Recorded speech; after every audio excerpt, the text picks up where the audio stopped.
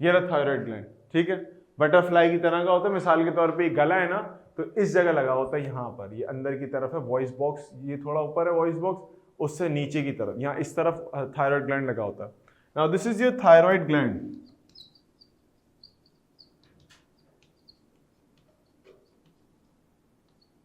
Thyroid gland, अब देखो thyroid gland जो है तो शेप इसका बटरफ्लाई जैसा मैं लिख देता हूं बटरफ्लाई शेप्ड और just below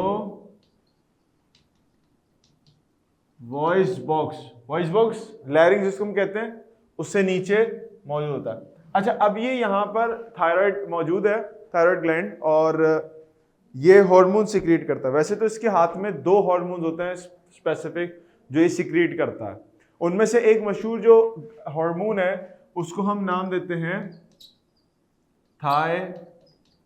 thyroxine. Thyroxine thyroxine thyroxine के 2 कंपोनेंट्स होते हैं, एक होता है T3 और एक होता है T4। अगर आपकी फैमिली में किसी को थायराइड का इश्यू है तो वो इस बात को एक्नॉलेज करेगा कि उनका जब कभी टेस्ट होता है तो उस पर लिखा हुआ आता है, उसमें 2-3 टेस्ट होते हैं उनके, एक सीरम TSH का होता है और एक थायरॉक्सिन का होता है। समटाइम्स थायरॉक्सिन में अलग से लिखा होता है T3 T4 का टेस्ट। तो T3 का मतलब होता है ट्राई आयोडो थायरोनिन, और T4 का मतलब होता है टेट्रा 4 आयोडो थायरोनिन। दोनों के अंदर एक खास बात यह है कि 3 या 4 आपके पास आयोडीन के मॉलिक्यूल्स मौजूद हैं। तो थायरॉक्सिन की सिंथेसिस के लिए जिस पर्टिकुलर कंपाउंड मॉलिक्यूल या एलिमेंट की जरूरत पड़ती है वो है आयोडीन। वो कैसे पता हमें? उसके नाम से पता। ट्राई 3 आयोडो आयोडीन के molecules, tetra 4 T4 iodo iodine के मॉलिक्यूल। तो यहां मैं लिख रहा हूं एक बात कि iodine is necessary for thyroxine synthesis.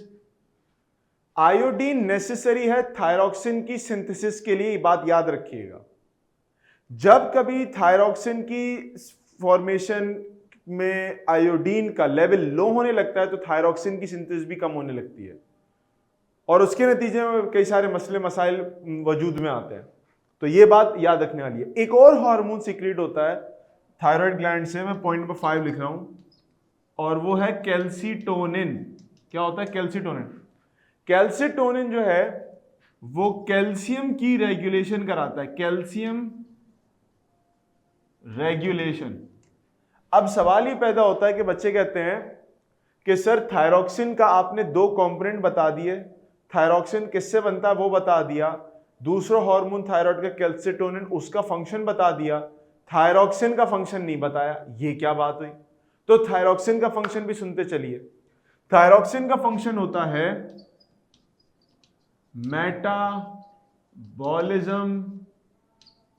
Regulation. Body में कोई भी मेटाबॉलिक प्रोसेस चल रहा है, लेट सपोज एनाबॉलिक किसी चीज को बनाना, कैटाबॉलिक किसी चीज को तोड़ना, उसके नतीजे में एनर्जी हीट रिलीज हो रही है, किसी प्रोसेस में कितनी एनर्जी हीट लग रही है, ये सारे के सारे काम थायराइड कंट्रोल कर रहा होता है। और थायराइड का कौन सा हार्मोन? थायरॉक्सिन हार्मोन कंट्रोल करता है। यही वजह है कि जिन लोगों को थायरॉक्सिन की डेफिशिएंसी होती है, जिनमें कम रिलीज हो रहा था थायरॉक्सिन, उन लोगों के अंदर थायरॉक्सिन की कमी की वजह से चूंकि मेटाबॉलिज्म भी कम हो जाता है, तो ऐसे लोगों में अपनी बॉडी की हीट भी कम बन रही होती है। तो ऐसे लोगों को ठंड ज्यादा लगती है, वो ठंड नहीं बर्दाश्त कर सकते, एसी वगैरह, थोड़े से स्लो होते हैं, थोड़े से मोटे होते हैं, तो इस तरह की चीजें। लेकिन अगर किसी बंदे में थायरॉक्सिन ज्यादा हो जाए तो उसकी मेटाबॉलिज्म तेज हो जाती है, उसके बॉडी में गर्मी ज्यादा होती है, तो उसको गर्मी बर्दाश्त नहीं होती, उसको ठंडी माहौल चाहिए होता है, गुस्सा जल्दी आने लगता है क्योंकि अंदर मेटाबॉलिक हीट बन रही होती है। सर आयरन की कमी से क्या होता है? आयरन की कमी से तो हाँ मैं आ गया, असल में वो अजान हो रही थी, मैं इसमें बीच में रुक गया था। तो वापस पहले भैया के क्वेश्चन पे आ जाते हैं कि सर आयरन की कमी डेफिशिएंसी की वजह से क्या होता है। तो आयरन समझ लें, सबसे पहले किसी भी डेफिशिएंसी, किसी प्रॉब्लम को रिजॉल्व करने के लिए पहले उस चीज, उस कंपोनेंट का ये ढूंढना जरूरी है कि वो होता कहाँ है। तो आयरन होती है हमारे ब्लड में, और ब्लड के किस कंपोनेंट में, जो आरबीसीज रेड ब्लड सेल हैं उनके अंदर एक कंपोनेंट होता है, एक मॉलिक्यूल होता है, उसको हम कहते हैं हीमोग्लोबिन। हीमोग्लोबिन का काम क्या होता है? ऑक्सीजन को कैरी करना। हीमोग्लोबिन का जो सेंटर में मौजूद मॉलिक्यूल होता है ना, सेंटर में उसका बहुत बड़ा सा स्ट्रक्चर होता है, उसके सेंटर में जो मॉलिक्यूल होता है वो होता है आयरन का। अगर आयरन नहीं होगा तो वो अतराफ का सारा जो बड़ा स्ट्रक्चर है वो नहीं लग सकता उसके ऊपर आके, क्योंकि वो बीच में आयरन होता है तो सारा मॉलिक्यूल का स्ट्रक्चर उसके अतराफ में लगता है, फिर पूरा हीमोग्लोबिन का स्ट्रक्चर बनता है, और कई सारे हीमोग्लोबिन मॉलिक्यूल्स मौजूद है आरबीसी के ऊपर। अब उसमें सीन ये होता है कि अगर आयरन ही नहीं होगा तो हीमोग्लोबिन भी नहीं बनेगा, और जब हीमोग्लोबिन नहीं बनेगा तो आरबीसी ऑक्सीजन कैरी नहीं कर सकता। और आपको पता है ऑक्सीजन की जरूरत कहां पड़ती है? जब आप भाग रहे होते हो, जब आप खेल रहे होते हो, जब आप पढ़ रहे होते हो, every single activity that you do requires oxygen, और ऑक्सीजन को कैरी करने वाला आयरन का स्ट्रक्चर नोन एज हीमोग्लोबिन। अब अगर आयरन नहीं तो हीमोग्लोबिन भी नहीं, हीमोग्लोबिन नहीं तो आरबीसी में ऑक्सीजन कैरिंग कैपेसिटी भी कम, और ऑक्सीजन कैरिंग कैपेसिटी कम तो आपका हर एक काम, पढ़ाई लिखाई, खेल कूद, डांस वांस, सब कुछ नहीं कर पाते आप उसको एफिशिएंटली कर ही नहीं पाते। थकन हो रही होती है, स्लगिश बिहेवियर होता है, स्लॉपी कंडीशन होती है, बंदा बहुत बुरे हाल में होता है। तो उसको ये कमी खतरनाक होती है आयरन की डेफिशिएंसी। तो उसके लिए क्या करना पड़ेगा? प्याज खानी पड़ेगी, उससे आयरन मिलती है। कलेजी खानी पड़ेगी, उसमें आयरन होती है। गोश्त खाना पड़ेगा, लेकिन ये नहीं है कि टिक्के खा रहे हैं, मतलब गोश्त के कंपोनेंट्स वो खाना जरूरी होता है। ठीक हो गया? तो अच्छा, अब उसमें साथ ही साथ जो थायरॉक्सिन है वो फिर इन तमाम चीजों को भी कंट्रोल कर रहा होता है कि भाई अगर फॉर एग्जांपल हीमोग्लोबिन बनना है, आरबीसीज की डिवीजन होनी है, कोई भी चीज बननी है, कोई भी सेल बनना है, तो उसको बनने के लिए जो कंपोनेंट्स रिक्वायर्ड हैं, उसकी बैक एंड पे क्या मेटाबॉलिक प्रोसेस होने हैं, हीट कितनी रिक्वायर्ड है, हीट कितनी कम रिक्वायर्ड है, खाना आप खा रहे हैं वो डाइजेस्ट हो रहा है या नहीं हो रहा, डाइजेस्ट होने के बाद आपकी बॉडी पे लग रहा है कि नहीं लग रहा, उन सबको थायरॉक्सिन कंट्रोल करता है। अगर ये हार्मोन ऊपर नीचे हो जाए तो इससे फिर आपका ओवरऑल जो काम करने की सलाहियत है वो मुतासर होने लगती है। क्योंकि अब कोई भी काम आप करते हो, फूड की ब्रेकडाउन है, आप लोग फर्स्ट में 9th में पढ़ के आए होंगे बायोएनर्जेटिक्स के अंदर कि हम सेलुलर रेस्पिरेशन का एक प्रोसेस करते हैं, इसमें एनर्जी निकलती है। वो एनर्जी निकलने के पीछे भी जो मेन प्रिकर्सर है वो थायरॉक्सिन होता है कि एनर्जी कब ज्यादा निकालनी है, कब कम निकालनी है, कब डाउन रेगुलेशन करनी है, फीडबैक लूप्स को लेके चल रहा होता है ये। तो एक बड़ा इंपॉर्टेंट हार्मोन है, इसकी कमी बेशी खतरनाक साबित हो सकती है आपके लिए।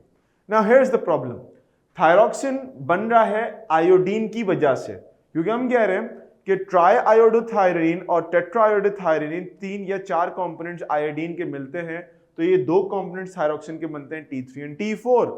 T3 एंड T4 को बनाने के लिए आयोडीन चाहिए। इट मींस कि अगर हमारे पास आयोडीन की डेफिशिएंसी है, अगर हमारे पास आयोडीन की डेफिशिएंसी है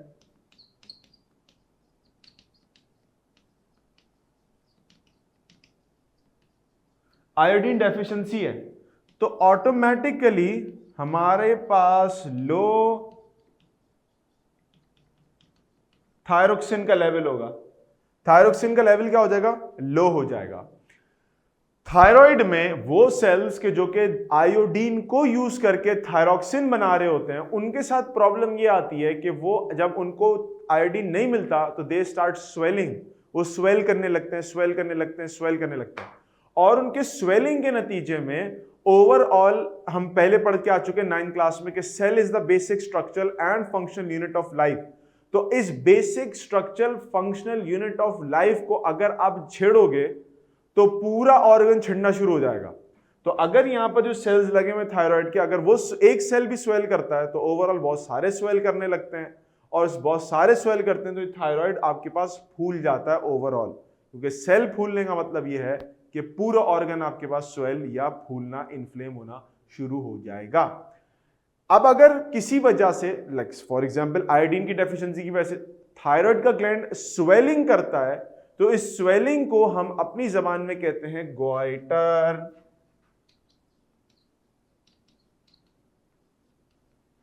Goiter is the swelling or inflaming or increase in size of thyroid gland. क्यों? Because of the deficiency of iodine. As a result, cells responsible for the production of thyroxine starts swelling, which results in increasing in size and swelling of thyroid gland. मेरी बात clear हो गई? सबको बात clear हो गई? अब ऐसे लोग, अब जैसे मेरी गर्दन है ना, अब मिसाल के तौर पे गॉइटर हो गया तो ये गर्दन फूलना शुरू हो जाएगी, ऐसे ही बाहर आ जाएगी। अब इसमें क्या करते हैं, इसमें हम आयोडीन को फिर देते हैं, इसमें कोई ट्रीटमेंट्स होते हैं ताकि इसका साइज रिड्यूस हो। अब समटाइम कभी कभार ऐसा होने लगा है, कुछ सिवियर केसेस होते हैं तो लोग इसका इलाज नहीं कराते बर वक्त, तो ये फिर हमेशा के लिए बड़ा हो जाता है, फिर ये प्रेशर डालने लगता है इधर उधर मुख्तलिफ चीज़ों के ऊपर, तो डॉक्टर इस पूरे थायराइड ग्लैंड को रिमूव कर देते हैं। It is not recommended to remove thyroid gland. ज़ाहिर सी बात है डॉक्टर्स बिल्कुल लास्ट केस में जाके काम करते हैं, जब उनके पास उनको पता है कि कोई और तरीक़ेकार नहीं है, इसका कोई और इलाज नहीं निकल सकता, तो उसको रिमूव कर देते हैं। फिर वो बंदा पूरी ज़िंदगी दवाई पे चलता है, यानी वो काम जो थायराइड ग्लैंड कर रहा था by producing thyroxine and calcitonin both, अब वो दवाइयाँ करती हैं उसके ऑल्टरनेटिव में वो काम। अब ज़ाहिर सी बात है दवाइयाँ का तो वो चीज़ नहीं है ना जो ओरिजिनली वो ऑर्गन कर रहा था। तो ये सारी चीज़ें हमारे पास थायराइड ग्लैंड देख रहा होता है। मेरी बात समझ के क्लियर हो गई बातें? अच्छा, कैल्सीटोनिन का मैं यहाँ पर आपको फंक्शन बता दूं, even though it's not like in detail discuss in your book, but आपको पता होना चाहिए क्योंकि आप छाजा के बच्चे हो। छाजा के बच्चे पैदा हुए छाने के लिए, उन बच्चों के ऊपर भी अपने क्लास के हैं और मोहल्ले के बच्चों के ऊपर भी, खानदान के बच्चों के ऊपर भी छाएंगे छाजा के बच्चे, उनके पास एडिशनल नॉलेज होनी चाहिए। कैल्सीटोनिन के लिए मैं लिखा कैल्शियम रेगुलेशन का काम करते हैं वो। Sir if the person don't treat this then there is a chance of dying और नॉट। नहीं, मरने का तो ऐसा चांस नहीं होता, हाँ हो भी सकता है, हो भी सकता है। और क्यों हो सकता है कि अगर ग्वाइटर है फॉर एग्जांपल, तो उसके नतीजे में देखें आयोडीन भी कम है, थायरोक्सिन भी कम है, तो एक तरफ तो वो बड़ा हो रहा है साइज में, वो तो एक अलग मसला है। साथ ही साथ थायरोक्सिन की डेफिशिएंसी की वजह से मेटाबॉलिज्म मुतासर होगा, तो आपका खाना, आपकी सारी बातें, respiration, every single thing will be affected. और if it's like get overlooked, कोई इसको नहीं ट्रीट करता, तो देयर इज अ चांस कि मेटाबॉलिज्म के साथ छेड़छाड़ के नतीजे में आपका काम तमाम हो सकता है। तो इसका जरा ख्याल रखना चाहिए। ये हो सकता है कुछ केसेस में आपको अभी तक ऐसा इतना कोई वो नहीं है कि कोई मशहूर हो कि बहुत ज़्यादा इसके केसेस हैं डेथ की वजह से, लेकिन इसके चांसेस हैं बिल्कुल इससे जो है वो आपको लीथल फेटल किस्म के कुछ कॉन्सिक्वेंसेस बेयर करने के। It's very sorry to hear समरा इस तरह का फिनोमेना, लेकिन ये हाँ होता है, बिल्कुल ऐसा ही होता है। ऐसा हो भी सकता है और ऐसा होता भी। बहुत ज़्यादा रिपोर्टेड नहीं है ये, क्योंकि कुछ और केसेस बन जाते हैं इसकी वजह से कि हम किसी और चीज़ की तरह देख लेते हैं, यार इसकी वजह से किसी बंदे की डेथ हुई है, बट कोर वजह उसकी जो बैक एंड रीज़न है वो यही है कि थायरोक्सिन की प्रोडक्शन सही नहीं थी या थायराइड का फंक्शनिंग सही नहीं थी, इसके नतीजे में सारे काम हुए। ठीक है, अच्छा ओके। कैल्सीटोनिन की मैं बात कर रहा था। कैल्सीटोनिन का असल फंक्शन ये होता है कि जब ब्लड के अंदर, ब्लड में कैल्शियम का लेवल बढ़ जाए, जब ब्लड में कैल्शियम का लेवल बढ़ जाए तो कैल्शियम को ले जाके लगाना आपकी बोन्स के ऊपर। यानी वो जो नेस्वीटा का जो एक मशहूर एक जुमला है कि बोन स्ट्रॉन्ग तो मैं स्ट्रॉन्ग, तो उसमें बोन्स को स्ट्रॉन्ग करने में जिस एक हार्मोन का सबसे इंपॉर्टेंट काम है वो है कैल्सीटोनिन। यानी आप जो भी कोई कैल्शियम बेस्ड डाइट लेते हो, दूध पीते हो, दही खाते हो या इस तरह की कोई भी चीज लेते हो, उससे जो कैल्शियम आपकी बॉडी को हासिल हो रहा है, उस कैल्शियम को हड्डियों पे लगाने का काम इस कैल्सीटोनिन का होता है। तो ये याद रखिएगा, ठीक है। इसके एक बिल्कुल ऑल्टरनेटिव में एक दूसरा हार्मोन भी होता है, वो थायराइड के ऊपर एक दूसरा स्ट्रक्चर होता है, उसको पैराथायराइड हार्मोन कहते हैं, but will talk about in second year. जब आप लोग मैट्रिक के बाद फर्स्ट ईयर करोगे, फर्स्ट ईयर के बाद सेकंड ईयर करोगे, तो उसको इसकी बात करेंगे, ठीक है। इसकी अभी जिक्र नहीं है हमारी किताब में।